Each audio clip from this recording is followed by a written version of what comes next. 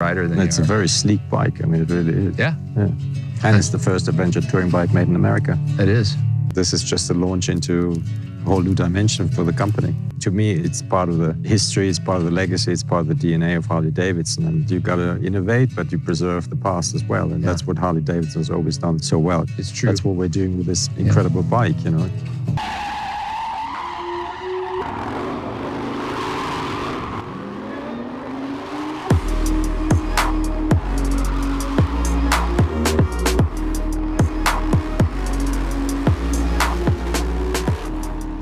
Hey, buenos dias, ¿qué onda? ¿Qué pasó, you guys? John's Motor Garage. Welcome back to the channel. The Pan America Harley Davidson is finally here, and we're going to talk a little bit about it. This is my unsolicited opinion on the matter. Now, if you're looking for like all the nitty-gritty, every single detail, then you've come to the wrong place. I recommend Google. About a year and a half ago, I did a video talking about this motorcycle, and in the video, I jokingly said that it was going to fail because in the video, they didn't do any wheelies, they didn't do any drifts, and they didn't catch any air.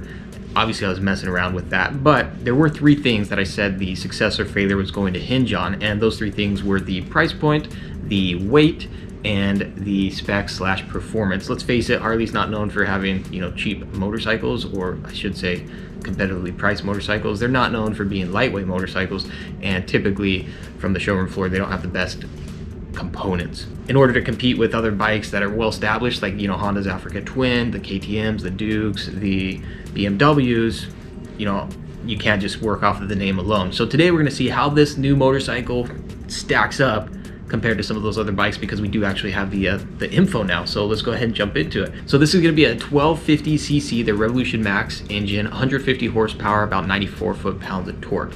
And so from a performance standpoint, it's got the numbers. And so the big one, price point. In order to compete, this bike is going to have to be in that pretty much like 16,500, 17,000 to 20,000 range, because all your other options out there, the Ducatis, the Hondas, KTMs, BMWs, are right in that range as well. Of course, you can pay a premium for all the extras. Well, believe it or not, the base model Harley Davidson comes in at $17,139 MSRP. Truth be told, I was kind of blown away by that.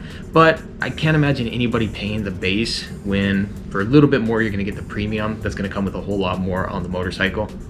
That premium comes in at just under 20,000 bucks. So looking at other bikes in that same category, as far as your BMW, your Ducati Multistrada, the KTM, the Honda, all of those as well are again right in that same range. So Harley hit the nail on the head in terms of the actual price point. So the next thing, of course, is how does it compete as far as the specs and everything go. We talked a little bit about the engine, the 1250cc, lots of horsepower, a lot of torque to be working with, and I'm excited, just on a little side note, I'm excited to see this engine on other models as well. Not so much the 1250 custom, but I'm hoping they bring it out on like a Street Fighter or a naked bike. I'm just saying, it should be a cool engine as long as it's reliable and it does well. This is exciting to see this from Harley Davidson, especially given it's liquid cooled and everything. So the big one is weight. Harleys, again, they're notorious for being heavier motorcycles, big cruiser bikes. So in order to compete in the weight range, it's going to have to be under 600 pounds, which just looking at it, it looks like a heavy bike, but believe it or not, it actually comes in at 534 pounds wet.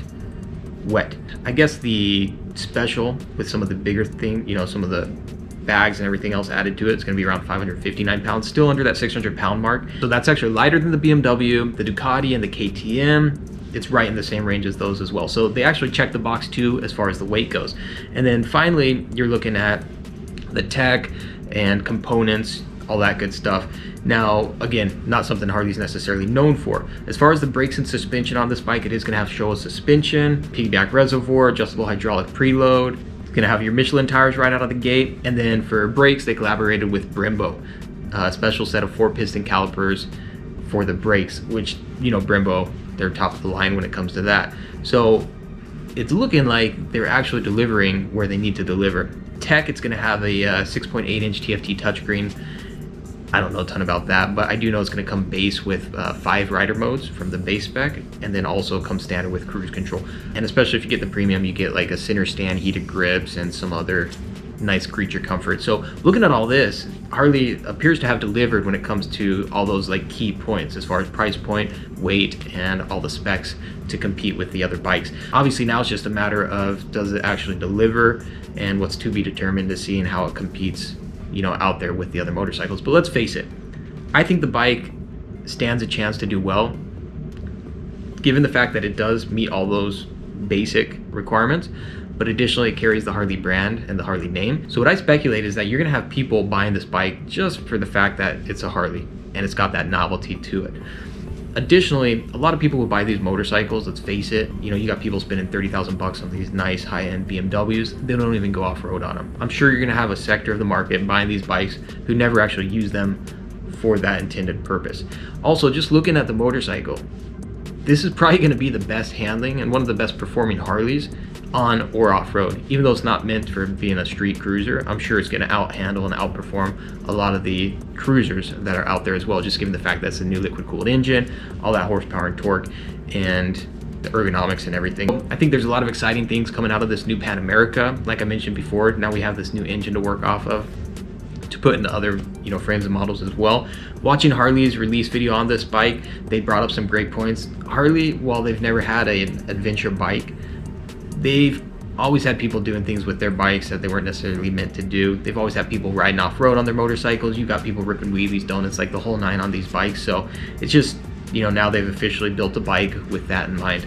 I'm excited about it. My philosophy as a consumer is it's in our best interest to have all these different options, to have different brands competing for the market, because ultimately that, I think, will drive innovation.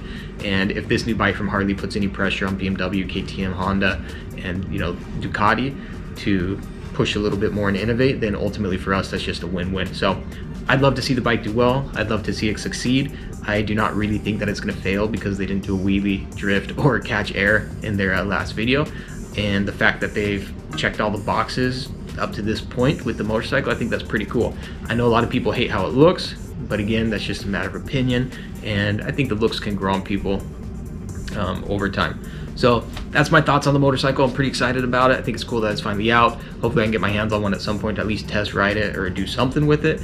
And the awesome thing for me is to think 4 years down the road, I'm gonna be able to find a used Harley Pan America on the market, hopefully not costing way too much, and I might actually try it out. So I think that's rad. It's one option that we didn't have 4 years ago that we will have, you know, 4 or 5 years down the road. Drop a comment below. Let me know what you guys think of this new motorcycle. Are you excited about it? Do you think it'll do well? Do you think it's gonna suck? Do you think Harley delivered based on, you know, what that market demands? Drop a comment below. Let me know. John's Moto Garage. I appreciate all the support. Like and subscribe if you dig it. We'll catch you on the next one. Adios. Hasta luego. Los vemos.